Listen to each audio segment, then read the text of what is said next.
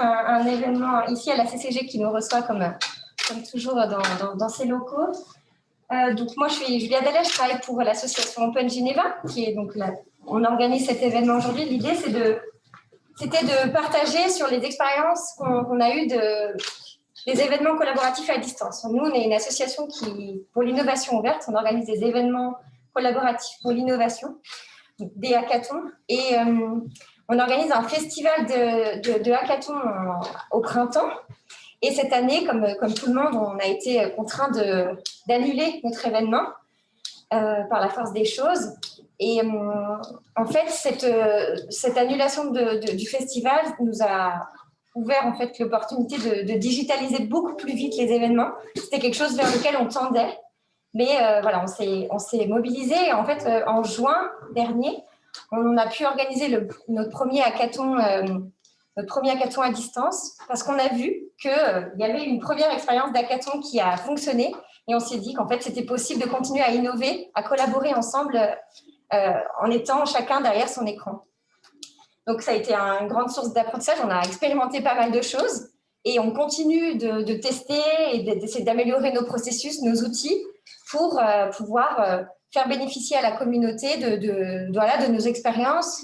Et du coup, ce soir, c'est dans cette optique de partager ce qui marche moins bien, réfléchir ensemble à l'avenir finalement des événements collaboratifs parce que la situation perdure et finalement, c'est une nouvelle forme de collaboration qui se met en place, mais des choses sont possibles. Et du coup, ça ouvre la porte à l'innovation et c'est plutôt une bonne chose. Donc, l'idée de cet événement, c'était de réunir des personnes avec qui on a déjà collaboré ou avec qui on collabore qu'on est partenaire, on va dire, et pour essayer d'avoir des éclairages différents sur cette question de l'avenir des événements collaboratifs, avec des expériences déjà réalisées, des expériences à venir, de la capitalisation sur des outils et des expériences. Donc, c'est pour ça que merci à vous d'avoir répondu à mon invitation pour cet événement-là. Donc, ce soir, on accueille du coup dans l'ordre Galine Lancaster de Impact Hub qui nous parlera voilà, de cette expérience. Je vous parlais tout à l'heure du premier hackathon virtuel. Merci aussi Gilles Bébé de World of Digit, Gilles Barbet de Palexpo et Yves de l'Université de Genève. Et pour modérer cette discussion, parce qu'on est vraiment là pour partager, je vais laisser la main à Alexandra Hess, qui est la directrice de communication de la CCIG qui nous accueille ce jour. Et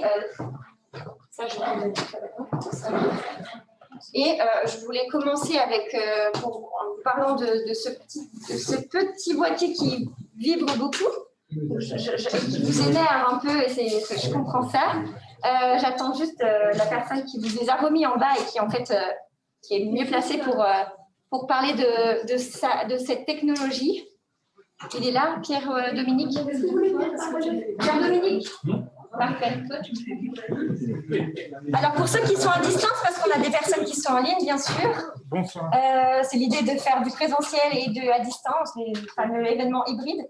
On a tous autour du cou un petit boîtier que Pierre-Dominique nous a remis en arrivant ici. Donc, tu peux nous en dire un peu plus pourquoi on vibre tant? Merci pour l'invitation. Je suis désolé de vous faire vibrer, mais enfin bon, ça arrive de temps en temps. Donc merci Julia pour l'introduction. Effectivement, ces petits boîtiers, on a détourné cette technologie qui sert normalement soit à retrouver des objets connectés, donc ce qu'on appelle les IoT, ou empêcher le fait de mettre, par exemple, des hydrocarbures à côté de parfums. Donc on fait du stockage de marchandises. On a détourné ça parce que ces outils sont capables de se parler entre eux. Vous avez remarqué, ils n'arrêtent pas de sonner parce que vous ne respectez pas le 1,50 m. Et si vous respectez bien le 1,50 m, eh bien, il s'arrête de vibrer.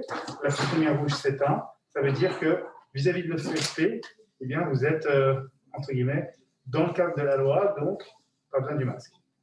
Voilà, ça c'est la seule chose qu'il faut retenir, c'est que si il ne vibre pas, c'est que vous pouvez enlever votre masque. S'il vibre, vous mettez votre masque. C'est simple. Voilà. Autre avantage aussi du système, c'est qu'il n'est pas très intrusif puisqu'on n'a qu'un numéro et donc c'est anonyme. Donc ce qui fait qu'on respecte complètement les RGPD. Derrière ça, évidemment qu'on fait du data mapping, data collecting et on va avoir des informations sur le temps que vous avez passé l'un à côté de l'autre, enfin, que les deux appareils ont passé l'un à côté de l'autre, la distance. Donc, on a le temps, la distance, longitude, latitude, et la date et l'heure. Donc, avec ça, on peut dire qu'on est très précis, et c'est un moyen d'éviter de fermer un établissement, un restaurant, une discothèque, une entreprise, parce qu'on a un cas de Covid avéré, mais on peut savoir qui était autour, pendant combien de temps. Donc, plus facile de gérer cette chose-là. Donc, mais c'est les plus efficaces. Voilà, j'ai tout dit. Merci. Et puis, je vous vois après. Ok. Et du coup, on va le couper pendant la séance. Ouais, je vais vous te les couper, là. Voilà. Bonne nouvelle. Du coup, ça est le coup d'envoi pour la discussion. Donc, je laisse la parole à Alexandra. Merci. Eh bien, en fait, moi, je voulais vous dire qu'en réalité, le titre de cet après-midi était une tromperie sur la marchandise, car on va faire un atelier pratique de mesure de distance spatiale, de voir si tout le monde sait repérer qu'est-ce qu'un mètre 50 de distance entre soi. Non, alors, trêve de plaisanterie. Donc, vous avez compris par les vibrations de votre boîtier que dans les chaises, comme elles sont disposées, pour à quelques rares exceptions près, vous n'êtes pas à 1,50 m les uns des autres, c'est particulièrement vrai là et ici, et que donc, en conséquence, je vous remercie de bien vouloir mettre vos masques. Les orateurs, par contre, Monsieur Hall, je vous préviens, comme j'ai douté de mes propres capacités et du compas dans mon œil, j'ai pris le mètre, et les orateurs sont bien à 1,50 m. D'ailleurs, s'ils sont activés, ils ne devraient pas vibrer entre eux, en tout cas, normalement. Alors, ça va se passer de la manière suivante. On a 1 heure et les briquettes, on va dire, Julia, hein, puisqu'on a déjà entamé avec cette petite nouveauté la démonstration des gigolets, là, des boîtiers. Maintenant, chacun... Alors, non, mais riez pas trop parce que les membres de la Chambre vont y avoir droit une deuxième fois parce que nous trouvons la technologie extrêmement intéressante. Notamment, vous verrez tout à l'heure, si vous allez vous servir un verre d'eau, on n'a pas, moi j'ai fait moins l'exercice en bas et je vous assure que l'écran n'est pas du tout à la distance à laquelle on pense. Chaque orateur va avoir 10 minutes pour présenter son sujet et ensuite questions de la salle et questions du web. Donc il faudra être précis, concis pour faire le tour d'horizon. Et nous allons commencer par versus virus. Gavin Lancaster, est-ce que vous voulez nous parler? Vous voulez nous parler de votre hackathon virtuel et comment faire un hackathon virtuel, puis surtout si ça marche peut-être. Oui, bien sûr. Donc, je vais commencer. Ça, c'est moi. Ouais. Impact of Genève. Donc, on a fait le 3 avril au 5 avril un hackathon en ligne qui s'appelle Versus Virus. Donc, juste pour que vous sachiez, on n'avait pas beaucoup de temps pour le préparer et heureusement, on a réussi à avoir le patronage de la Fédération suisse et donc c'est Federal Department of Home Affairs et Federal Department of Economic Affairs and Education Research. Donc, qui suis-je? Moi, c'est Gavin Lancaster, je travaille pour le Impact Hub, j'étais coordinateur principal pour le programme et le concept.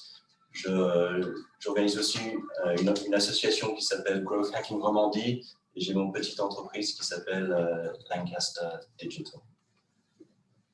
Donc, qu'est-ce qui s'est passé? On a eu 14 sujets, 500 propositions et 190 challenges en total. Donc, le but de ce hackathon, en fait, c'était de confronter les problèmes du Covid. Donc, le Covid venait d'arriver en Europe et on essayait de voir, pendant un hackathon, quelles solutions on pouvait trouver. On a eu en total 4500 participants qui sont divisés en 600 équipes avec 190 partenaires et 500 mentors. Et en plus, on a eu des gens du Parlement suisse qui nous ont rejoints, 24 personnes. Et donc, en gros, un hackathon, c'est 48 heures où les gens se réunissent pour résoudre des problèmes, des challenges. Et donc, pendant ces 48 heures, on a eu 263 projets qui ont été soumis. Et les mentors, par la suite, on a sélectionné 84. Et pour finir, le jury, on a sélectionné 42. Donc, qu'est-ce qui nous a inspiré? Avant notre hackathon, il y a eu un hackathon en Allemagne. C'est Vir versus Virus. Excusez mon allemand. Et en gros, c'était un même principe. Donc, on a peut-être eu 2 ou 3 semaines pour se préparer, mais on avait quand même un peu un framework, une base sur laquelle travailler.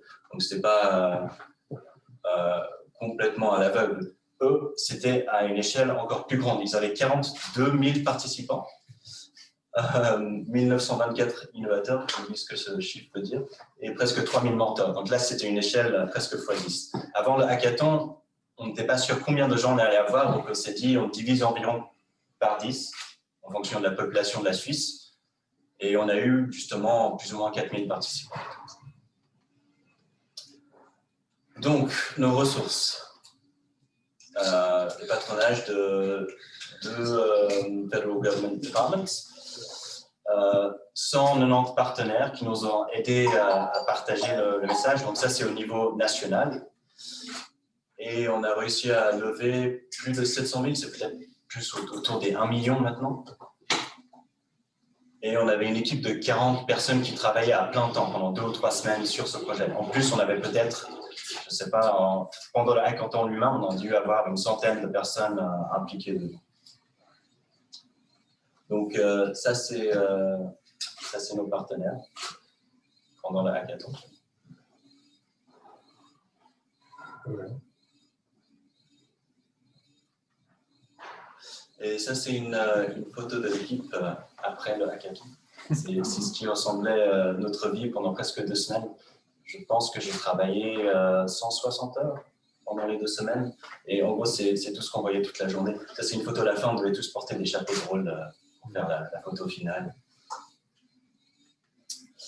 Et ça, c'est le programme.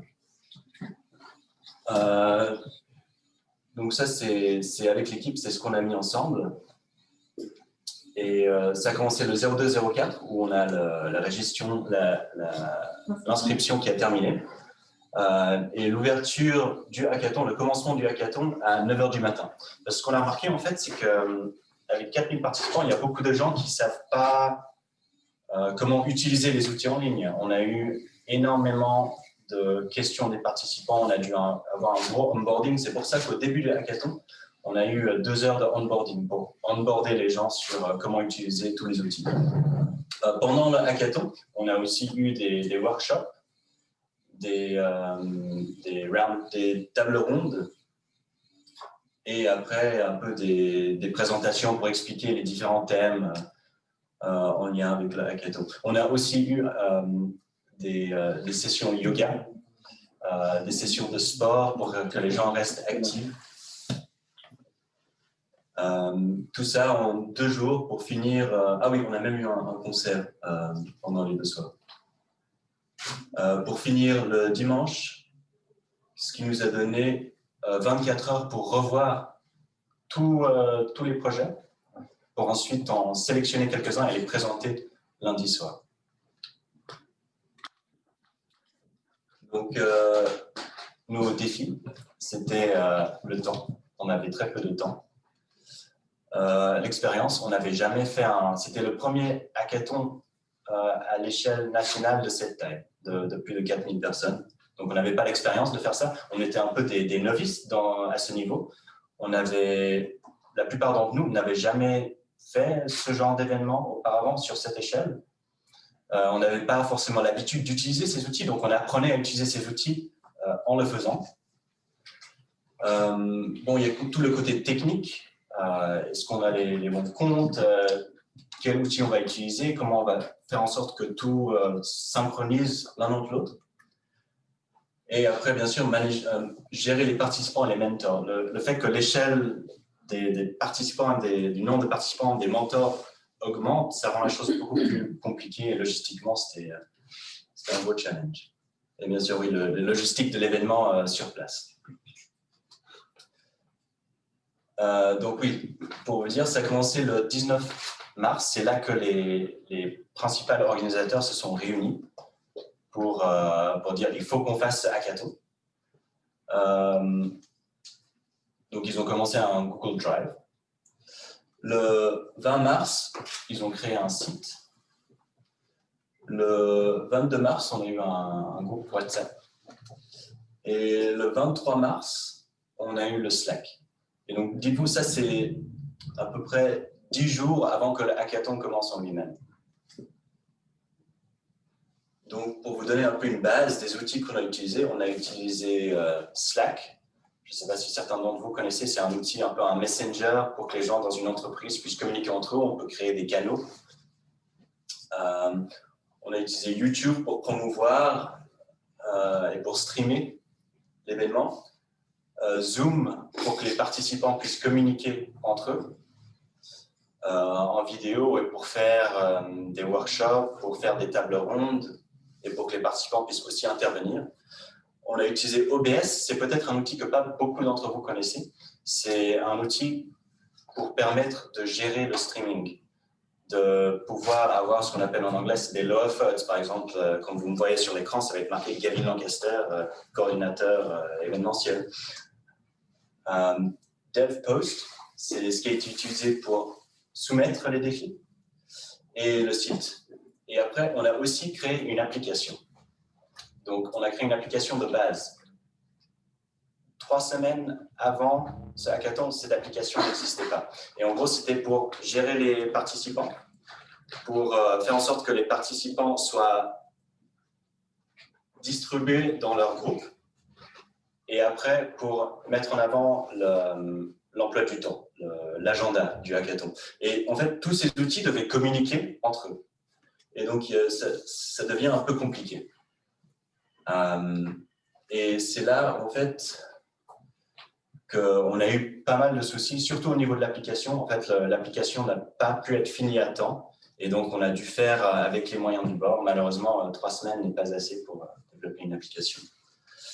On voulait vraiment que l'application puisse assigner des participants à une équipe avec une intelligence artificielle basée sur leur expertise, leur langue et leur intérêt. Il y avait un formulaire qui remplissait pour leur attribuer dans leurs différents groupes.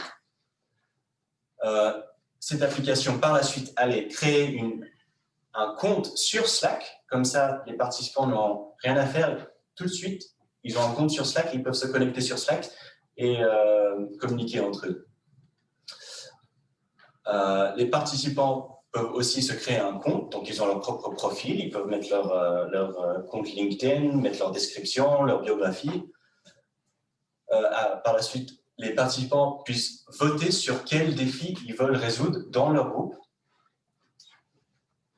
Et après, voir quel mentor ils peuvent aller voir pour poser des questions. Et ensuite aussi le programme et le lien pour chaque événement, chaque lien Zoom, chaque lien YouTube, etc. Et après, gérer leurs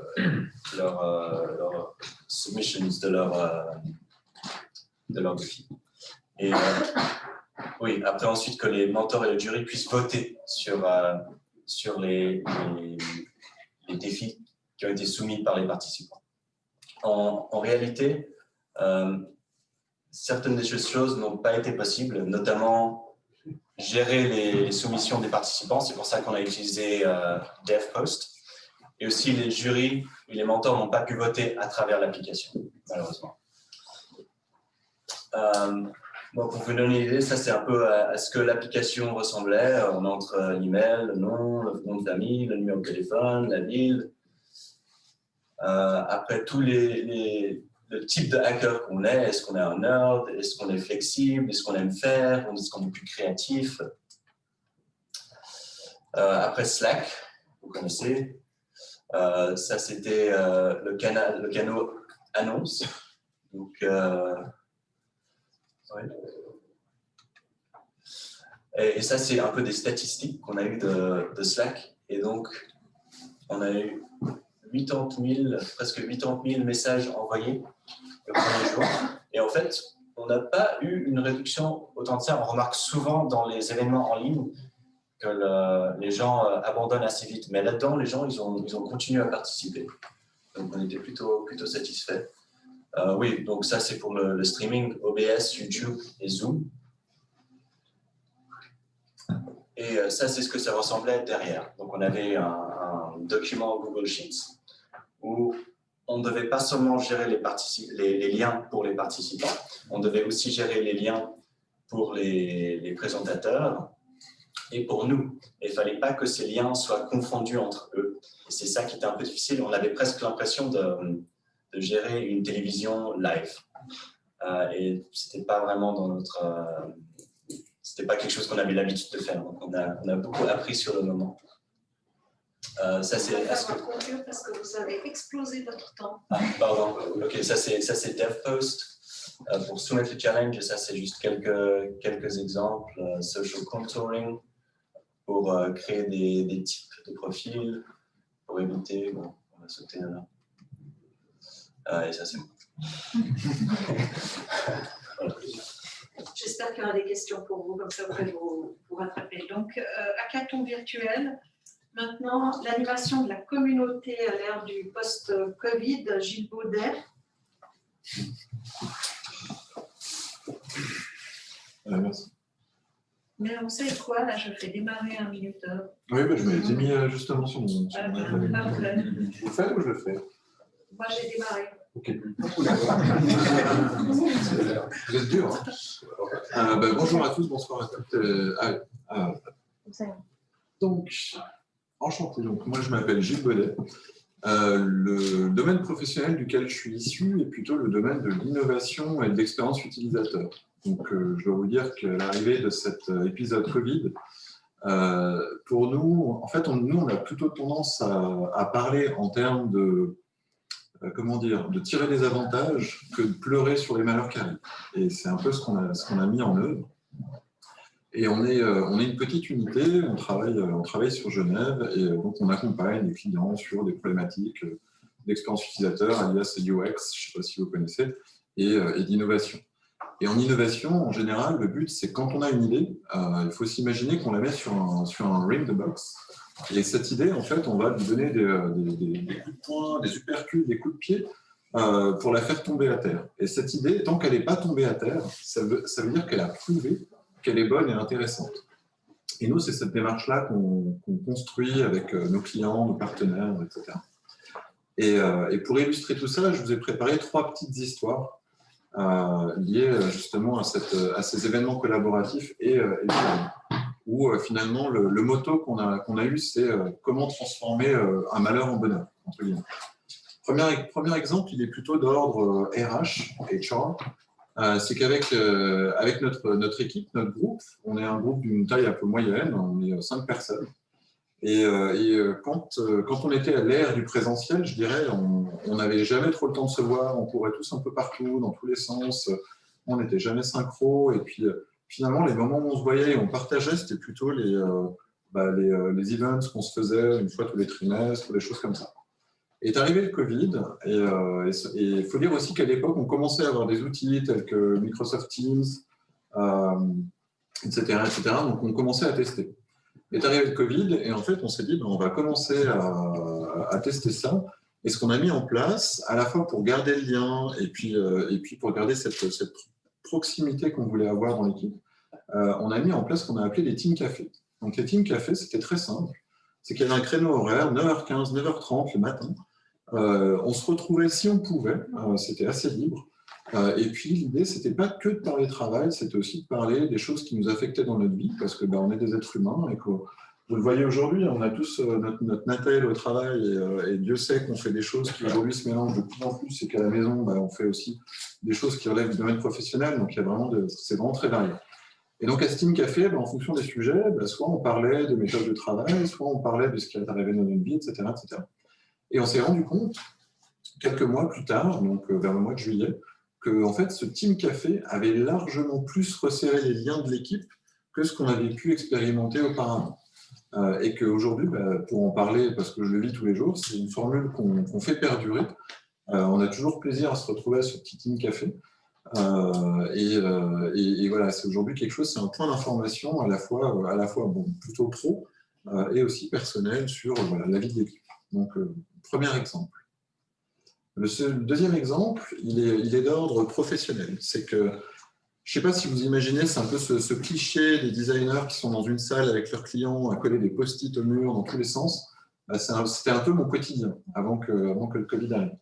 Et on était aussi en train d'expérimenter des outils en ligne, ce qu'on appelle des whiteboards, donc des tableaux blancs en ligne, Est-ce que je peux faire un peu de... Bon, je ne vais peut-être pas faire de prosélytisme ou de publicité, mais en gros, il y a deux gros outils qui existent aujourd'hui et qui ont pris un bel essor, dont les deux noms commencent par M, et si vous voulez des infos, je vous donnerai les noms. Et en fait, ces outils permettent, de façon collaborative et en ligne, de créer des espaces, des whiteboards avec des post-it digitaux. Et on a commencé finalement l'exercice avec des clients, et on a commencé par des workshops de 4, 6, 8, jusqu'à 10 personnes, qu'on a donc animés entièrement en ligne. Et à l'issue de ça, la conclusion était quand même super positive, dans le sens où, en fait, quand on fait ces workshops avec nos clients, le but, c'est à la fois d'éprouver des idées, comme l'exemple que je citais auparavant de l'idée qu'on met sur un ring de boxe. Donc, il y avait des sessions plutôt créatives, plutôt de challenge, et il y avait aussi des sessions qui étaient plutôt de l'ordre de créer, par exemple, des cas d'usage, des use cases. Donc, par exemple, je me présente au bancomat et je pars avec de l'argent. La question, c'est qu'est-ce qui va se passer comme étape intermédiaire qui vont me permettre finalement de prendre cet argent. Ah ben, je vais sortir ma carte de crédit, ah ben, je vais rentrer un PIN code, etc., etc. Donc, imaginez toutes ces étapes. Et en fait, c'est ça qu'on fait avec nos clients dans ces sessions de workshop pour après arriver à les modéliser en termes d'expérience ou d'écran. Donc, digital, physique et ou digital. Et on s'est rendu compte que ces sessions, en fait, ont très, très bien marché, sous condition, évidemment, d'adapter l'événement. C'est-à-dire que je pense que vous l'avez expérimenté dans les hackathons, c'est qu'il faut faire plus de coupures, permettre aux gens de plus respirer, parce qu'on a tous des contextes qui sont assez différents, puis surtout qu'il y a quelques mois en arrière, certains d'entre nous avaient déjà leurs enfants à la maison, enfin, des contextes étaient vraiment autrement plus complexes que des simples événements en ligne. Et ce dont on s'est rendu compte, c'est que, en fait, ce qui est intéressant par-delà tout ça, c'est qu'on a eu le choix. Et je dirais que c'est un des grands enseignements, finalement, de cette ère Covid, c'est que si on peut se permettre d'avoir le choix, comme là, par exemple, il y a des gens qui sont en présentiel et d'autres personnes qui sont en distanciel. Et c'est là d'où naît la richesse, finalement. Et c'est là d'où naît les possibilités et la richesse. Donc, je vous enjoins vraiment à réfléchir de façon en ligne de fond sur cette idée d'avoir le choix et de donner le choix. Et ça va aussi avec l'idée de responsabilité, responsabiliser les gens. Plus les gens sont responsabilisés dans leurs tâches, finalement, plus ils sont impliqués, et plus finalement ça permet à plein d'idées d'émerger, des initiatives, des suggestions, etc. Et je terminerai par mon troisième exemple, j'espère que je suis bon sur le côté de Vous êtes bon, il vous reste 3 minutes. Ah, c'est parfait. C'est là. Le troisième et dernier exemple, c'est que nous, on voulait en fait finalement animer, créer une sorte de petite communauté pendant cet épisode Covid.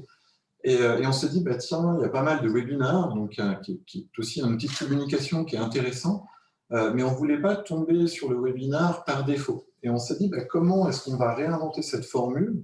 Comment est-ce qu'on va la réfléchir pour arriver à faire en sorte d'en tirer une valeur qui soit plus grande pour les participants?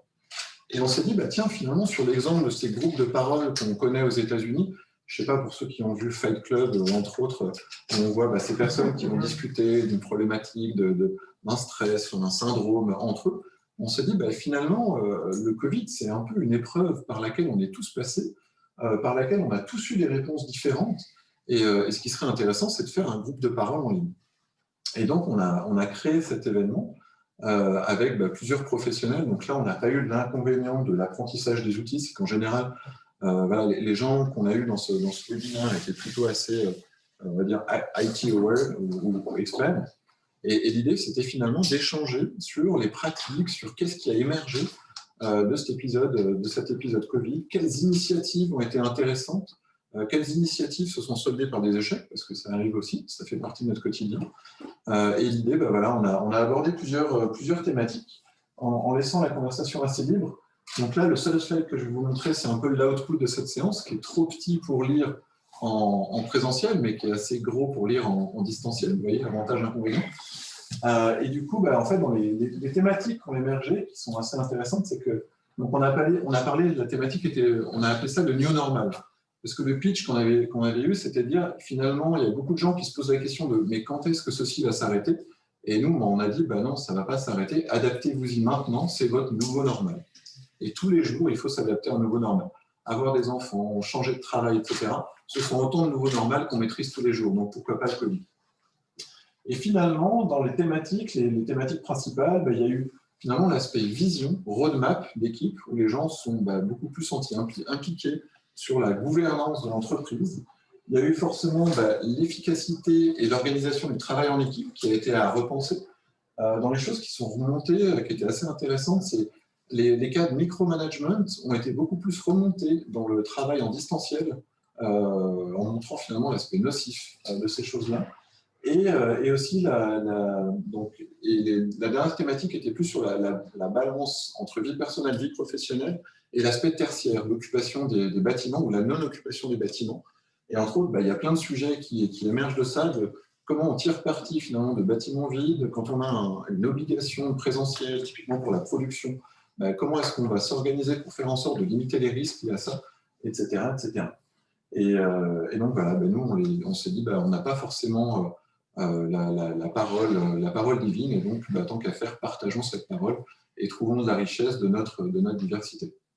Voilà pour le clap. Mieux, c'est pas possible. C'était 3 secondes. Ça va être dur. Pareil. Bon, alors on a fait les hackathons virtuels, on a fait la relation avec sa communauté, parce qu'au fond, c'est plus une question de relation que d'animation d'une communauté dont vous avez parlé. Et maintenant, on va découvrir avec le Dr Gaël Khan-Mohamed la boîte à outils de l'Université de Genève. Voilà, la boîte à outils est en formation. Donc, merci beaucoup. Bonjour à toutes et à tous. Merci beaucoup à Open Geneva de me donner l'occasion de présenter en fait, ce travail en construction actuellement. Merci également aux intervenants précédents parce que je pense que vous avez fait part de votre expérience, ce qui va moins être le cas dans celui-là. Parce que mon expérience d'organisateur d'événements collaboratifs est plutôt frustrée. C'est-à-dire que j'ai organisé le premier événement, enfin mon premier hackathon pendant la période de mars. Et donc ce hackathon a été annulé, mais comme ce qui est plutôt intéressant par contre, c'est plus une expérience pour le coup, alors je partage la même expérience, mais les groupes ont continué de travailler indépendamment de la réalisation au nom du hackathon. C'est ça qui était assez incroyable, c'est qu'on a des résultats de ce hackathon sans que personne se soit vu dans le cadre de notre hackathon. Voilà, donc c'était une petite parenthèse introductive. Donc, ce que je vais vous présenter plutôt aujourd'hui, c'est cette partie organisée en événements virtuels ou hybrides. C'est plus en fait cette boîte à outils qu'on a essayé de mettre à la disposition de la communauté universitaire.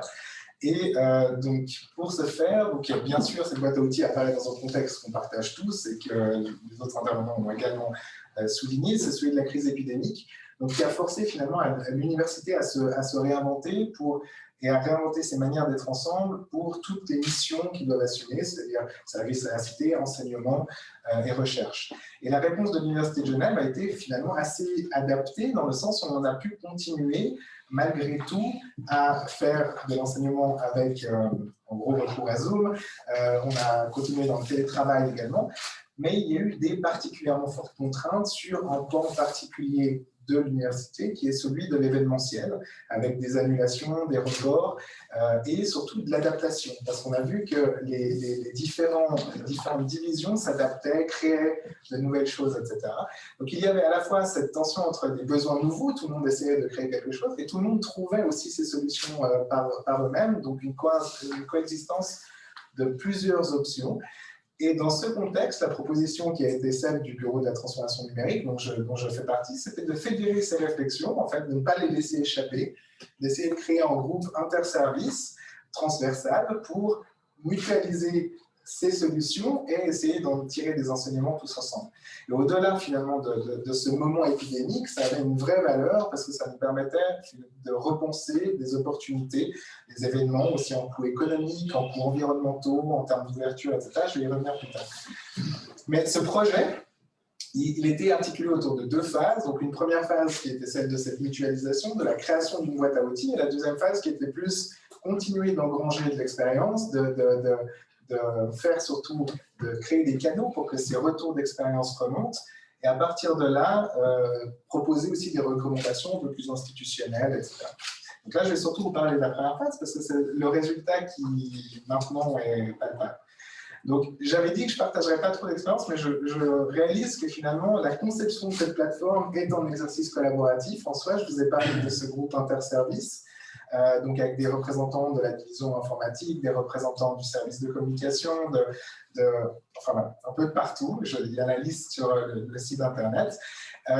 Et donc on a structuré notre travail en fait finalement autour de 3 phases assez évidentes. C'était celle de collecter ces données, de structurer ces données et de les présenter pour les rendre accessibles à l'intégralité de notre communauté. Donc là, on retrouve aussi Je reconnais. voilà, le M dont on ne doit pas prononcer le mot. Donc c'était en fait justement ces outils qui nous permettent de travailler tous ensemble. Donc là, la première chose, ça a été de co-construire finalement, de créer quelles sont les catégories d'événements dont on veut que le site fasse part. C'était vraiment, de manière très grosse, essayer d'isoler ces catégories d'événements autour des solutions techniques qui étaient demandées pour chacun de ces événements. Donc ça nous a donné ça, qui est finalement, et c'est là qu'on voit que c'est un travail collaboratif, c'est qu'il y a des flèches partout, et que la base, après, devait être finalement retravaillée. On a, après, imaginé les catégories d'informations liées à chacun de ces événements. Et là, on tombe sur une liste qui était assez extensive, dont on travaillait sur des dossiers partagés, en fait. Donc là, à la fois les outils informatiques, le matériel, les salles, les ressources humaines utiles dans les équipes pour organiser tel ou tel événement, les services internes, les formations, tutoriels, c'est-à-dire vraiment toutes les ressources qui étaient déjà disponibles. L'idée était de les rendre accessibles à un point unique. Donc ça nous a amené, au début, on voulait faire des guides qui auraient été disponibles sur le net et sur le site de l'Université de Genève. On a assez vite abandonné cette idée parce que finalement, on se posait la question de comment orienter ça de la manière la plus intéressante possible pour les usagers. Et donc, on a repensé collectivement cette forme et on a pensé à des marches à suivre. Alors là, le rendu est pas incroyable.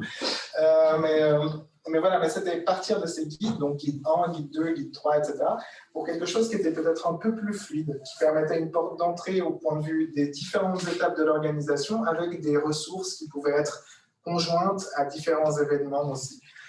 Donc, quand on parlait d'une structure pareille, on est parti sur un site parce que ça nous permettait justement d'articuler ça tout en restant dans l'environnement institutionnel, c'est-à-dire celui de Concrete 5, de l'Université de Genève, etc.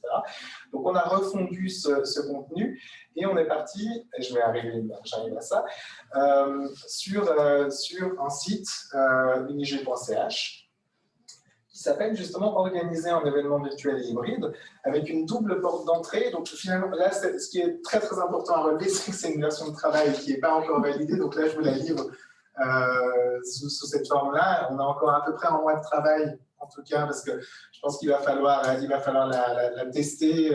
Enfin là, il y a des tests qui sont actuellement mis en place. Et il y a un retour de la phase test. D'ailleurs, si vous voulez faire partie de la phase test, je pourrais vous partager le lien de ce site en fin de séance et ça m'intéresserait beaucoup d'avoir tout commentaire, toute contribution de votre part. Donc, l'idée, c'était de faire 2 portes d'entrée sur ce site, quelque chose qui est vraiment très concret, les mains dans le cambouis, c'est-à-dire organiser des événements. Et de l'autre côté, on peut aussi s'interroger en se disant, ces événements, et je vous suis sur ce constat, c'est que ces événements ouvrent de nouvelles perspectives, ouvrent de nouvelles opportunités, et que finalement, on peut aussi adopter le virtuel ou l'hybride pour atteindre de nouveaux objectifs qui sont ceux, par exemple, de la résilience en événement, mais qui sont aussi élargir son audience, le rendre asynchrone aussi par la suite, donc étendre la durée de vie de cet événement. C'est tous des objectifs qui peuvent être gonflés grâce à ça. Donc après, on tombe, par rapport à l'entrée événement, on tombe sur une boîte à outils pour chaque type d'événement. Donc là, on a les événements, ce qu'on a nommé pour le moment événements simples, c'est-à-dire des événements qui ne demandent pas plusieurs événements, enfin plusieurs entrées simultanées, parce qu'on a aussi des événements qui, comme des panels, parfaits, comme des panels, auront peut-être plusieurs conférences simultanées. Donc c'est totalement une autre ingénierie, enfin une autre technique finalement. Donc là, on a ça avec à chaque fois des options, et les options avec un exemple de quelque chose qui a déjà été réalisé à l'Université de Genève pour faire que les usagers puissent se dire c'est ça que je veux atteindre comme résultat de ce que j'ai envie d'organiser. Et à côté de ça, ce que je vous disais là, c'est-à-dire une boîte à outils pourquoi opter pour cette option, que me faut-il avec un déroulé, etc., des différentes ressources, à la fois financières, humaines, les outils que l'université donne déjà, les tutoriels, etc. Rien quasiment n'est inventé, on a juste permis de rassembler cette information. Et quelque chose qui se veut très dynamique et alimenté par la communauté sur le long terme, parce qu'on a créé un formulaire de retour d'expérience. Donc après, toutes ces expériences-là, je ne sais pas encore exactement comment moi je vais pouvoir les alimenter ce site en permanence, parce que ça demande évidemment un très gros travail, mais en tout cas, l'ambition est là, c'est de le rendre aussi d'une manière la plus plastique possible, parce que les prochains mois vont amener beaucoup d'évolutions, beaucoup de nouveaux outils, j'imagine, et de nouvelles solutions. Et il faudra que tout ça reste systématiquement, si on veut avoir ce rôle de service vis-à-vis de notre communauté, que ça reste juste à jour. Voilà. Merci. Mais vous étiez parfaitement dans les temps. J'avais un bon temps. Alors maintenant, on va savoir si nous, ici, ce soir, nous sommes le futur, parce qu'au fond, on est un événement hybride. Gilles-Marie, c'est comme ça que ça se passe. C'est comme ça que ça se Sommes passe. nous le futur. Et puis ça correspond assez à la réalité. Il y a 22 personnes qui nous suivent, d'ailleurs bonjour à tous, de façon virtuelle. Et puis il y a a priori 22 personnes qui nous suivent de façon physique. Donc l'avenir semble être un mélange de l'un et de l'autre. Donc, je n'ai pas de slide sur mon nom, mais enfin voilà. Donc, Gilles Marmy, je suis directeur d'exploitation à Palexpo. Alors évidemment, ce n'est pas nouveau cette notion de virtualisation des événements. Et la notion de collaboration dans les événements, alors, ce n'est pas tellement nouveau non plus. Fondamentalement, c'est même le principe même d'un congrès ou bien d'une exposition. C'est on réunit une communauté. Et puis cette communauté fait quelque chose ensemble pendant 2-3 jours. Alors ça s'achète, ça se vend, ça crée des trucs, ça échange de l'idée, enfin peu importe. Mais ça existe depuis un bon bout de temps. Et puis si on se projette quelques temps en arrière, au hasard le 28 février, ce jour-là, on a un salon de l'auto qui est complètement monté, puis on a un conseil fédéral qui dit « Ah mais non, tout compte fait, on va arrêter et puis on va fermer ». C'est un peu embêtant parce qu'il ne restait plus qu'à ouvrir les portes. Voilà, et on finit par se dire… Alors, si notre métier, c'est d'accueillir des gens et puis que ce n'est pas une bonne idée d'accueillir des gens en ces périodes de pandémie, qu'est-ce qu'on va faire? Est-ce qu'on fait des choses qui sont complètement virtuelles? C'est une thématique qui existe dans le monde des expositions depuis un moment. Pour les plus vieux d'entre nous, on se rappelle d'un truc qui s'appelait Second Life, qui était censé remplacer complètement le monde des expositions, puis ça n'a pas tellement été ça, en fait, dans la réalité. Et puis quand on a abordé cette notion de Covid, tout le monde s'est dit alors le virtuel, le 100% virtuel est la solution. Et nous, dans le monde des expositions, je dis nous, pas que Palexpo, Palexpo c'est le plus petit des grands, on a 106 000 m², puis au-delà de 100 000 m², on fait partie de 2 clubs. Un premier club, c'est l'EMECA, c'est l'Association européenne des centres d'expo, et puis le deuxième club, c'est UFI, c'est l'Union des foires internationales, c'est le club mondial de… Enfin, voilà. Et donc, on a beaucoup collaboré avec nos collègues du monde entier parce qu'ils avaient tous le même problème, en fait. Et puis parce qu'on s'est tous rendu compte dès le départ que le 100% virtuel, c'est bien joli, mais ça ne fait pas l'histoire. Preuve en est ce soir, il y a 22 personnes qui ont trouvé que c'était quand même assez intéressant de venir jusqu'ici pour partager quelque chose. Parce que le virtuel, on n'arrive pas à faire passer le non-verbal, l'humour, la culture, enfin tout ce qui fait la richesse d'un contact fondamentalement. Quand on essaye de vendre quelque chose à quelqu'un, je peux vous garantir que nos exposants ils trouvent compliqué de vendre avec un masque, ils trouvent compliqué de sceller une affaire sans serrer la main. C'est compliqué de n'avoir que des relations qui sont virtuelles. D'ailleurs, j'ai un exemple tout frais, on est en discussion avec des clients européens avec qui on a fait moult séances virtuelles et au bout d'un moment, ils ont dit c'est bon, on en a marre, on sort de la bagnole, on vient vous voir. On aimerait vous ressentir, on aimerait manger ensemble, on aimerait voir vos halles alors qu'elles sont visibles sur Internet, il n'y a pas de souci. Ils ont dit on aimerait vous chauffer, quel bois de mon tonnerre. Très bien, venez nous voir. Et puis ça se fait que dans la version physique. Alors, quel est l'intérêt du physique et du virtuel? Probablement que les deux amènent quelque chose d'assez magnifique. Alors, dans les salons hybrides, toute la partie virtuelle qui est en amont, elle est merveilleuse parce qu'elle nous permet de tester des thématiques. Ça coûte cher d'investir dans une thématique. Quand on fait, par exemple, à Palexpo, on organise le congrès de la blockchain, de dire, alors, on va parler de blockchain de quoi? De supply chain, ou bien de blockchain financière, ou bien de problématiques d'identité pour les migrants. C'est laquelle de ces thématiques qui est intéressante? Avant d'investir dessus, de trouver le speaker, de le faire venir, enfin machin, il faut peut-être s'assurer que ça correspond bien aux attentes de notre visitorat. Ça, c'est testable sur les réseaux sociaux. Et puis évidemment, le visitorat nous dit ce qu'ils aimeraient. Comme on fait ce qu'ils aiment, eh ben, ils ont plus d'intérêt à venir participer, que ce soit virtuellement ou physiquement. Si on trouve le bon intervenant qui leur correspond, ben, ils vont venir plutôt physiquement, ce qui donne plus de valeur à l'histoire. Évidemment, on a une communauté qui est mieux formatée, qui est mieux ciselée comme ça, donc elle intéresse beaucoup plus les sponsors qui permettent de financer l'événement. Enfin, voilà. Puis après, on arrive au moment où notre événement, on a bien chauffé notre communauté à blanc, pas de problème. Et puis cette communauté se sépare en deux catégories. La première catégorie, c'est celui qui a peu de temps à accorder à cette histoire-là parce qu'il a un relatif intérêt. Donc celui-là, il va nous donner 1 heure de son temps et puis probablement 15 ou 20 $. Et puis il va suivre quelque chose qui s'apparente à un webinar ou quelque chose de cet ordre-là. Puis il y a celui qui a un intérêt fort, puissant. Celui-là, généralement, d'ailleurs, il a un intérêt de réseautage. Il vient typiquement, si je prends le congrès de la blockchain pour continuer mon exemple, il vient chercher un prestataire, il vient chercher un futur job. Si c'est un patron, il vient chercher un futur employé. Il vient chercher tout un réseau et puis un peu d'informations, mais cette partie réseau, elle peut se faire que physiquement. Si on fait qu'une animation d'une communauté virtuelle, ce qu'on perd, c'est la loyauté. Donc, ça veut dire que ce n'est plus votre communauté. Donc, ça veut dire aussi que vous ne la vendez plus à vos sponsors. Vous ne pouvez plus capitaliser dessus. Parce que si on vous organise le salon du livre en ville, ben vous allez croire au salon du livre de Genève.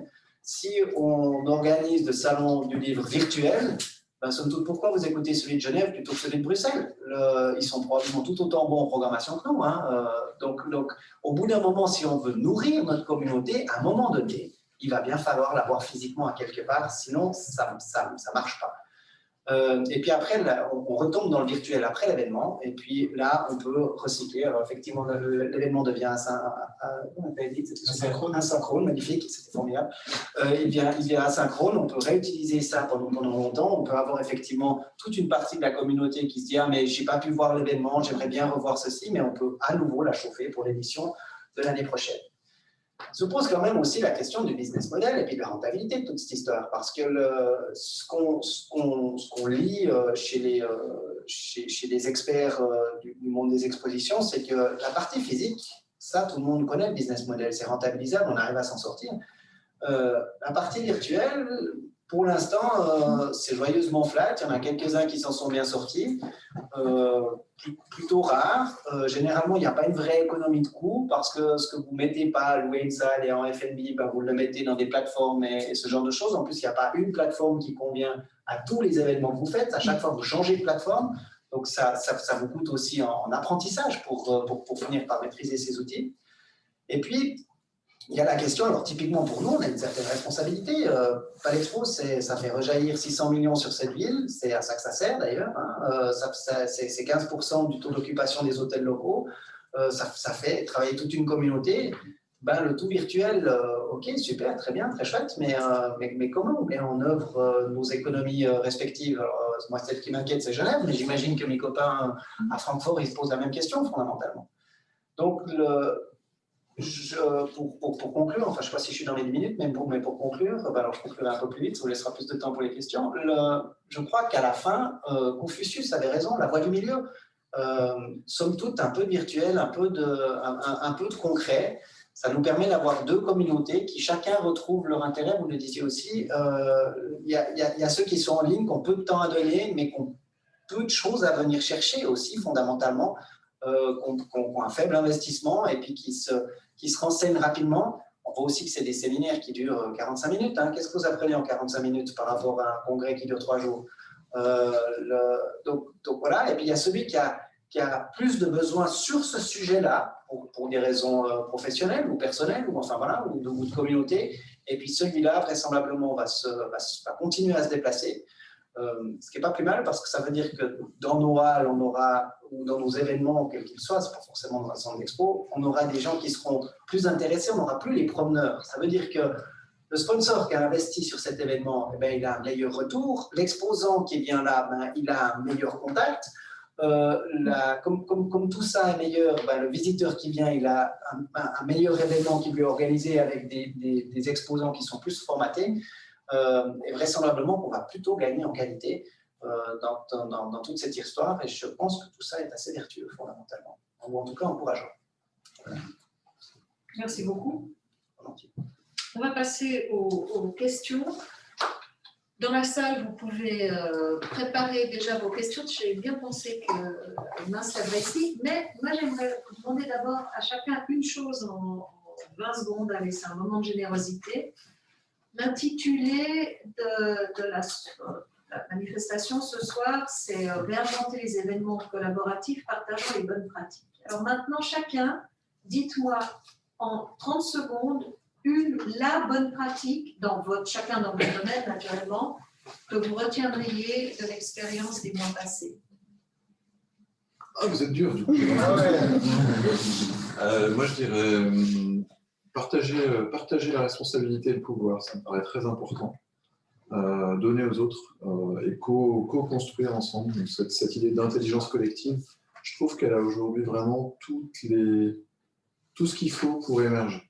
Partager le pouvoir. Ah. On note bien que vous êtes un dangereux anarchiste. Oui, ça se voit. Je suis en gauche. Moi, je dirais la simplicité. Des fois, on essaie de trop se compliquer les choses et c'est plus simple de rester avec des moyens plus simples. Alors, moi, c'est pas pour failloter avec Pierre-Dominique, mais clairement, la bonne pratique, c'est celle-là.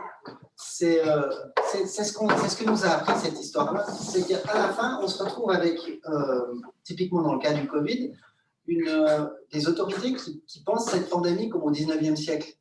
Alors qu'au bout d'un moment, où est le problème de mettre 10 000 personnes dans une halle si les trackers s'enregistrent les uns les autres et puis qu'on recrée virtuellement l'arbre de contamination, qu'on communique et puis qu'on met les 5 personnes qui sont concernées en quarantaine. Et je trouve que au lieu de mettre une chape de sécurité là, on peut peut-être faire un petit peu plus un travail de 21e siècle en se disant quelles sont les technologies qui sont mûres, qui sont à disposition, comment on peut hacker ces technologies qui viennent de l'industrie, comment on peut faire mieux pour réussir à faire ce qui est essentiel aux humains, c'est de se rencontrer, de dire simplement mettez des masques, éloignez-vous, ne vous rencontrez pas.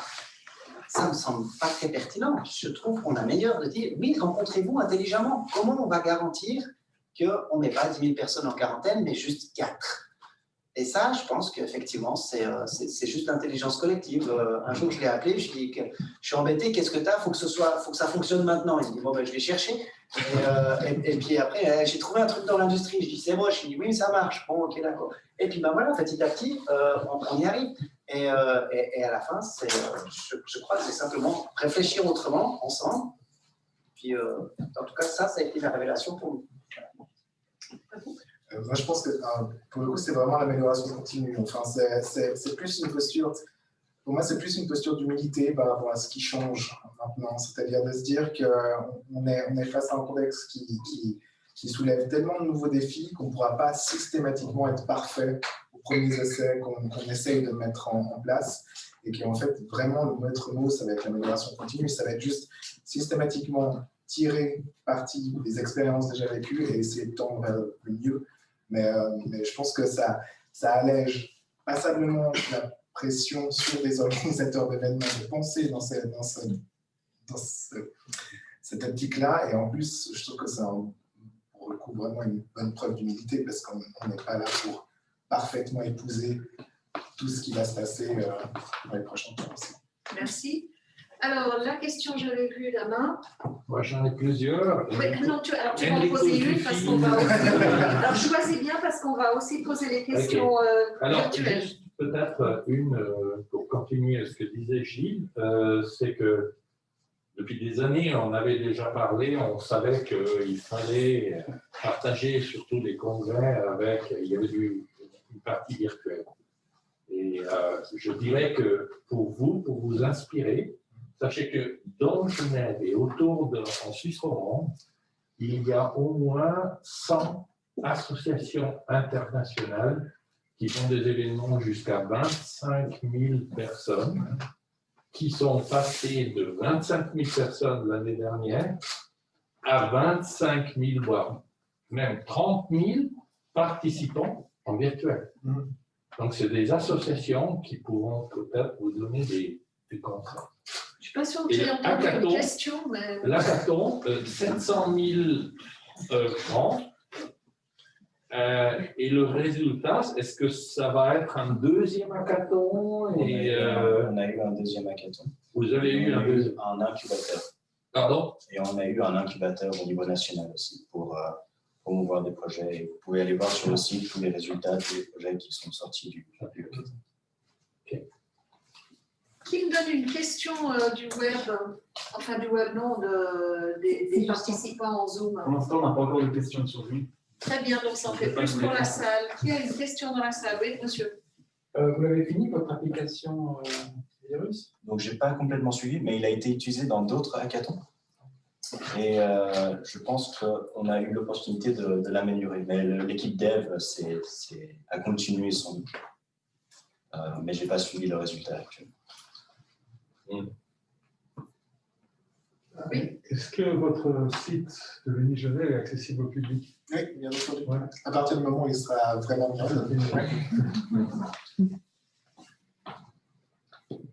Autre question dans la salle? Alors, oui, et puis ensuite, ça sera monsieur à gauche. Allez-y. Pour vous, M. Marmy, Oui. est-ce que vous pensez que dans le futur, ce sera possible d'avoir un réseautage qui est virtuel aussi? Yann, oui et non. Ça dépend de la densité, est-ce que vous voulez en faire. Si l'idée, c'est simplement une interconnexion, trouver quelqu'un, trouver une relation d'affaires, enfin voilà. Si à un moment donné, vous devez avoir un facteur de confiance, au bout d'un moment là, il faut quand même que les êtres humains se rencontrent. Et généralement, quand on finit par dealer quelque chose dans le domaine des affaires, il faut qu'on ait confiance en l'autre, au moins jusqu'à qu'on signe un contrat où on est les deux d'accord. Mais donc, moi, je pense que c'est une question de profondeur de relation. Donc plus dans une acquisition de clients, François. Oui, mais avec Julien, on a monté un hackathon, enfin elle a monté chez nous avec le substrat de Palexpo, et ben ça a quand même mieux fonctionné à partir du moment où on s'est rencontrés. Alors j'avais rien à lui vendre, elle n'avait rien à m'acheter, c'était simplement de la bonne volonté qui s'engrainait les uns avec les autres, mais ça a quand même mieux fonctionné une fois qu'on s'est vu. On reste un animal social fondamentalement. Cyril? Oui, je suis antécédent pour l'organisation du hackathon, vous utilisez DevPost. Quand vous avez dit, c'était pour l'envoi des défis, c'était pour que les participants envoient leurs défis ou bien pour vous valider? Donc justement, c'était pour que les participants puissent soumettre leurs défis. Ouais. Et après, le jury, les mentors puissent les revoir et décider lesquels sélectionner. D'accord. Vous avez dit que pour ça, DevPost ou vous continuez? Principalement pour ça, oui. J'avais une autre question, c'était pour monsieur à gauche. Gilles aussi. Vous avez dit que vous utilisez Teams tous les jours pour faire des Teams café, mais c'était pour des équipes de combien de personnes? Combien de personnes se retrouvaient? Parce que la question, en fait, dans les entreprises, c'est 5 personnes qui se voient, c'est 10, 20. C'est 5, mais en fait, tout dépend du modèle d'organisation. C'est que, en fait, le modèle qu'on teste en ce moment, c'est un modèle qui est sans modération. C'est-à-dire qu'il n'y a pas de leader, il y a juste un timer qui court. Et effectivement, on peut passer à des échelles supérieures. En fait, on peut soit passer à des échelles supérieures, mais dans ce cas-là, ça veut dire qu'on introduit des règles, ou alors subdiviser à nouveau les équipes. Enfin, il y a plusieurs stratégies possibles. J'ai une question pour toi, Gilles. Le leadership, comment tu continues à le faire passer dans l'entreprise si tu ne peux pas les voir physiquement? On le sait, le leadership, c'est quelque chose qui se passe plutôt de manière sociale. On a besoin de se voir, on a besoin de se rencontrer pour le mettre en place.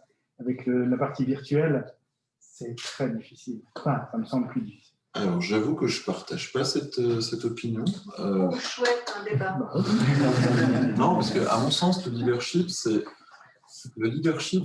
pas de montrer la direction. Pour moi, c'est plutôt d'accompagner d'accompagner plutôt. La direction, c'est vrai que je la montre, mais disons qu'à un moment, le leadership se fait parce qu'à un moment, je suis capable de rattraper la barre, mais tout en participant aux opérations. Mais c'est pas le petit chef dans sa bulle dorée, quoi. Et ça, en ligne, ça marche très bien. En tout cas, le modèle qu'on expérimente, je ne sais pas si c'est un modèle, mais en tout cas, ça marche bien parce que finalement, on s'alimente les uns les autres. Moi, il y a des moments, je n'hésite pas à dire, écoutez, ce domaine-là, je ne suis pas au peu compétent. Toi qui es sur YouTube 6 heures par jour, comment tu ferais ça? Le référencement, les mots-clés, etc. Et on n'hésite pas à se passer comme ça là où on est bon, où là on s'estime bon, où là on a de la bonne volonté tout simplement. Et c'est ça qui est important finalement, c'est que quelqu'un dise, bah voilà, moi pour ce truc-là, j'ai envie d'être la locomotive, il n'y a pas de souci. Et finalement, le travail de leader tel qu'on l'entend là, c'est plus un travail d'ajustement et de synchronisation plutôt qu'un travail de « tenez, je vais vous tirer de force » entre guillemets. Quoi. Donc, ça veut dire que ça met la société à plat. Il y a moins de hiérarchie. Donc, du coup, comment le défi, c'est comment amener tout le monde en avant, c'est-à-dire comment les tirer. Parce qu'à partir du moment où c'est 20, mais à partir du moment où on n'a pas de leader, on ne peut pas se projeter. On est leader soi-même, mais on dit ils sont où les autres quoi. Alors ça, c'est une très bonne question. Après, on dérive un peu du sujet initial, mais je fais un détour de 20 secondes. C'est que, par exemple, mes collaborateurs, je leur dis pas, je leur dis, je te donne beaucoup d'autonomie, mais je te donne aussi beaucoup de responsabilités. Et c'est-à-dire que je ne vais pas venir te faciliter le boulot, mais je serai là si tu as un souci, je serai là si tu fais face à une problématique que tu n'arrives pas à surmonter. Et ce leadership se fait dans ce sens-là. Mais après, quand le collaborateur il dit bah, je me sens OK, j'y vais et je peux faire ça, OK, pas de souci, vas-y. Et puis moi, je suis là pour arrondir les angles quand il y a besoin. Voilà. Autre question dans la salle? Oui. On a une question en ligne, je la pose maintenant. Ah, en lien avec le leadership et les interactions entre les participants. On a Céline qui nous demande bonjour, concrètement, lors d'un événement en ligne, comment gérez-vous le flux de parole entre les participants et le fait que les gens ne se coupent pas la parole? Est-ce que vous avez des outils ou des recommandations à ce sujet lors de grands hackathons, par exemple? Donc, nous, c'était des tables rondes ou plus des petits groupes qui prenaient la parole et après les participants entre eux. Donc, on n'a pas eu trop à faire là-dessus. Je ne sais pas si l'un d'entre vous a des recommandations. Oui, allez-y. Ouais, j'ai pas mal parlé déjà, mais Mais vous inquiétez pas, ils vont tous y passer et commencer. Ok. Bah, souvent, pour moi, il n'y a pas 36 000 solutions. C'est soit on met des règles, soit on divise les communautés pour arriver sur un nombre qui est typiquement 5. En général, nous, en tant que designer, quand on anime des workshops, à partir de 8 personnes, on commence à passer à 2 designers. Enfin, ça vous donne un peu le ratio entre le ratio animateur et communauté. Et pour éviter que ça parte un peu trop dans tous les sens, je pense que des groupes de 8 personnes maximum, c'est bien. Voilà.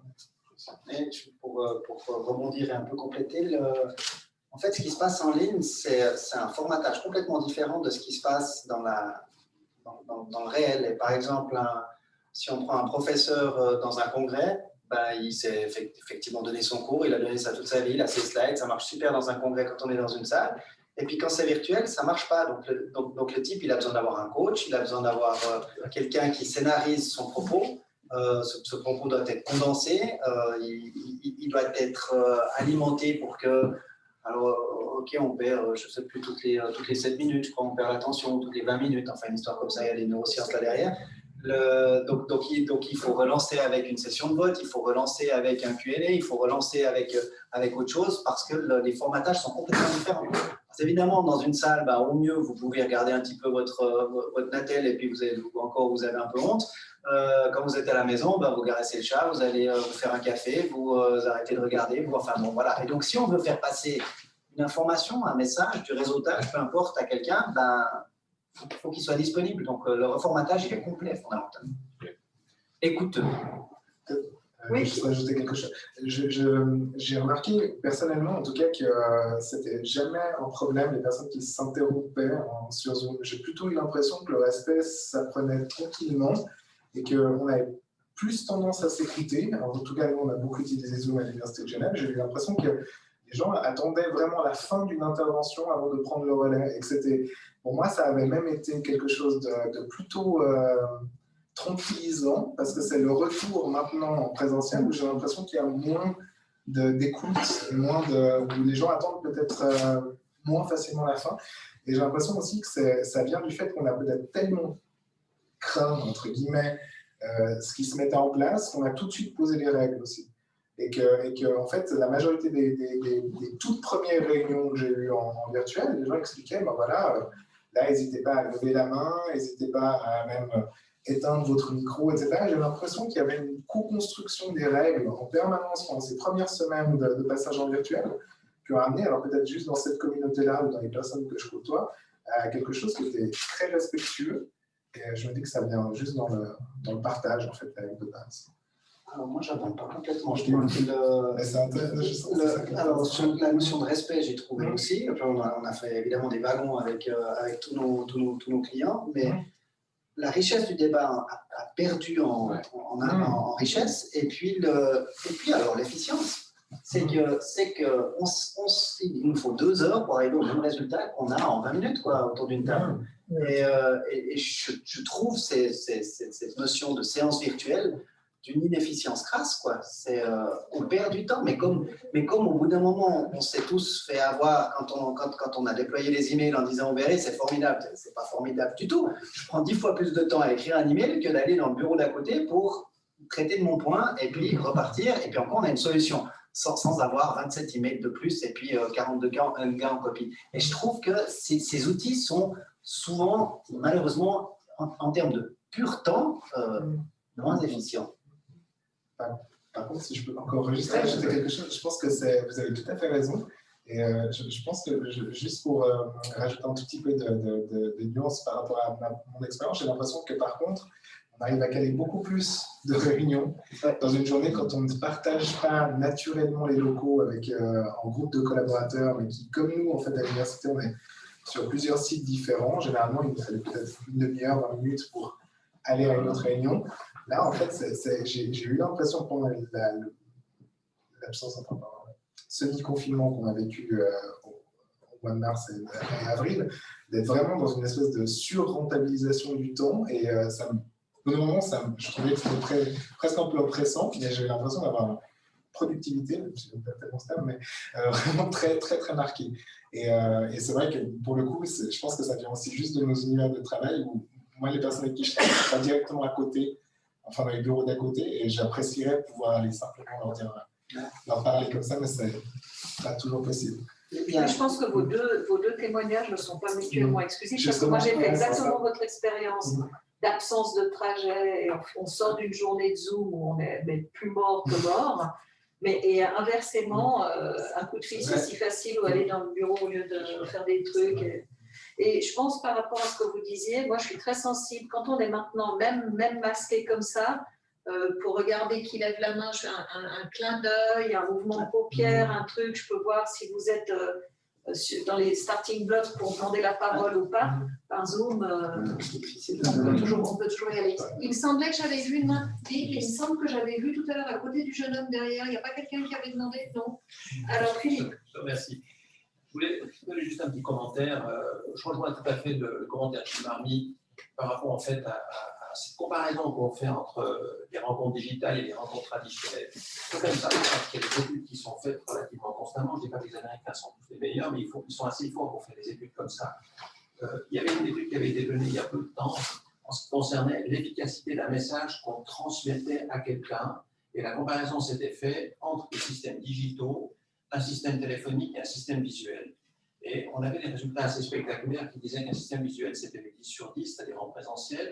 Un système téléphonique, on arrivait à quelque chose comme 7 sur 10, et dans les systèmes digitaux, on pénétrait à peine les 3 ou 3,5 sur 10. Tout ceci pour dire effectivement qu'à un moment donné, il faut savoir que l'échange, encore une fois, quand bien même les systèmes digitaux peuvent être extraordinairement sophistiqués, vous avez donné des très très bons exemples, on est de plus en plus à la recherche pour comment on peut faire mieux, plus facile, plus ceci, plus cela. Tout ça, c'est magnifique, c'est une dimension extraordinaire. Mais il faut quand même savoir qu'il y a des valeurs énergétiques quand vous discutez avec quelqu'un, quand vous êtes en face de quelqu'un, qui ne fonctionneront que très difficilement par un système digital. Ça, il faut quand même être conscient de ça. Donc, on a besoin de se rencontrer.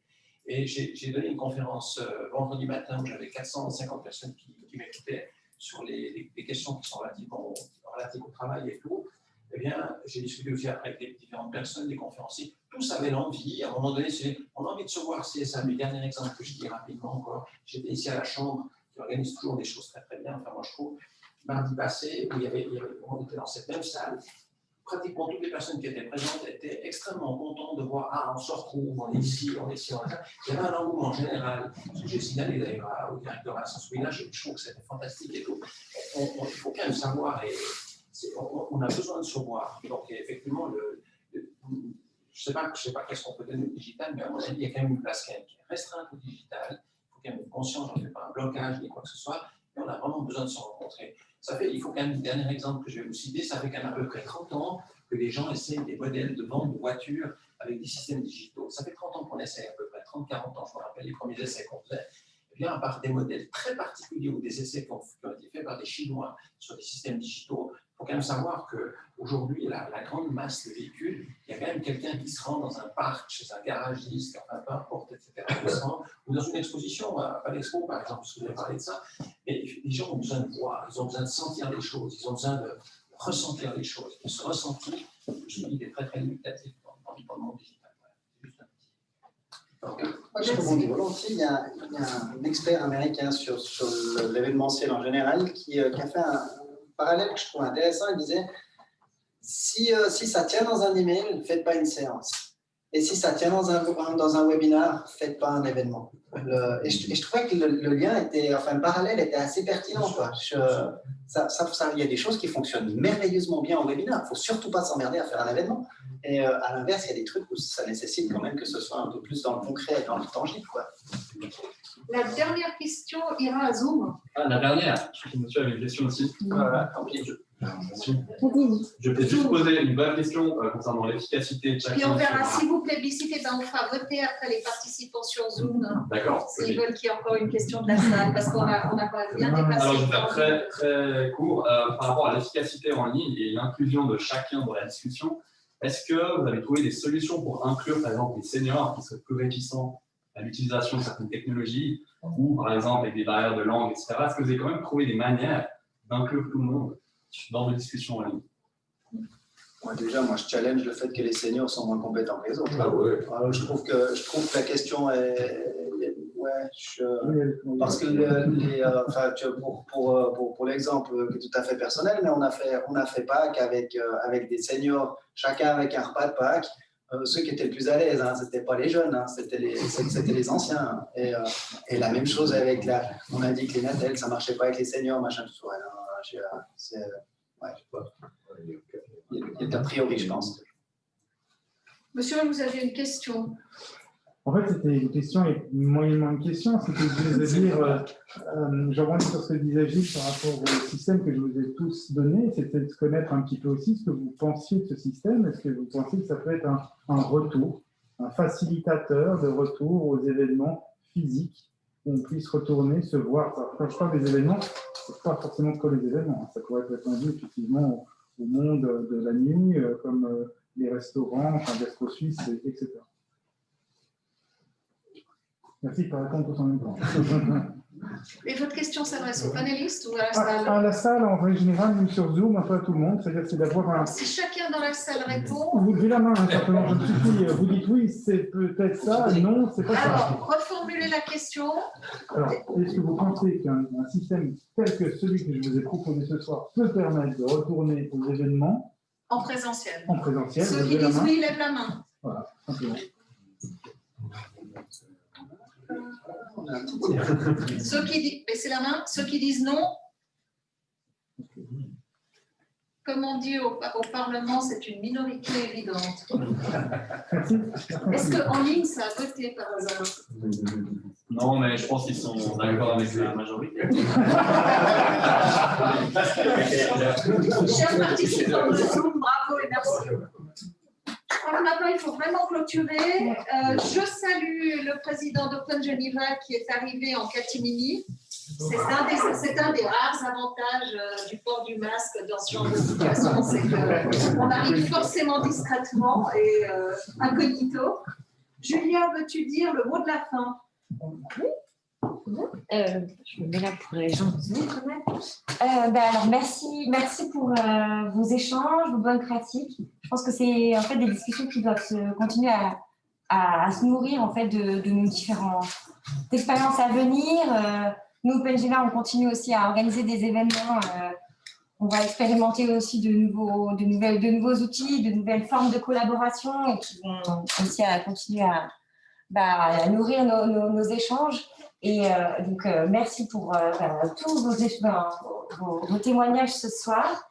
Et puis, on continue si vous êtes OK, on continue à boire un verre à côté, enfin un petit verre d'eau, hein, parce que oui, alors, le Covid c'est que C'est,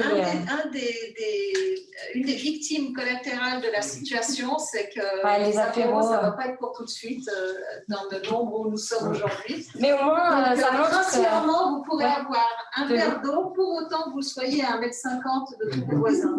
Oui, voilà. Alors, j'ai descendu ça à 1 mètre. Par exemple. Ah, tu as réactivé ça? Ouais, j'ai mis 1 mètre. Ah, donc préparez-vous à vibrer. Ben, pas de chance, c'est pas légal. Je vous le remets à 1,50 m. Alors, 1,50 m, ça va être difficile. Mais en tout cas, merci. Et puis, j'espère que vous avez apprécié cet événement. Et merci aussi à notre communauté Zoom. Et puis, je vous souhaite une bonne soirée.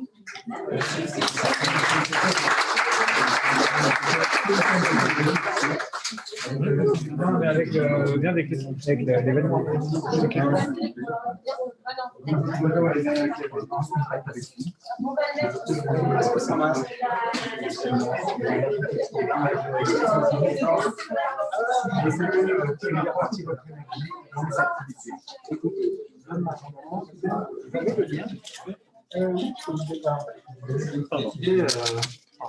Mon activité, c'est de trouver un problème de